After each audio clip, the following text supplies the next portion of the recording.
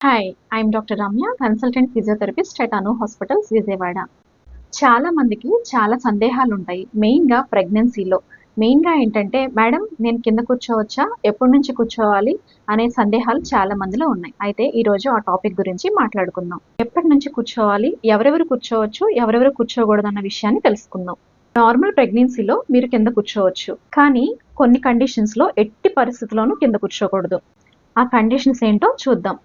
Cervix యొక్క ముఖద్వారము వదులుగా అంటే లూజ్గా ఓపెన్ అయి ఉండటం, ట్విన్ ప్రెగ్నెన్సీ ఉండటం, అదేవిధంగా ఉమ్మనీరు ఎక్కువగా ఉన్న కండిషన్లోను, తర్వాత ప్లాజంటా ప్రీవియా అంటే ప్లాజంటా క్రిందకు ఉండటం అంటే మాయ క్రిందకు ఉండటం, అదేవిధంగా అబార్షన్స్ అవ్వటం అంటే ఆన్ అండ్ ఆఫ్గా బ్లీడింగ్ అవుతూ ఉంటుంది చాలా మందిలో. సో ఇటువంటి కండిషన్లో ఉన్నవారు మాత్రం ఎట్టి పరిస్థితుల్లోనూ కింద కూర్చోకూడదు.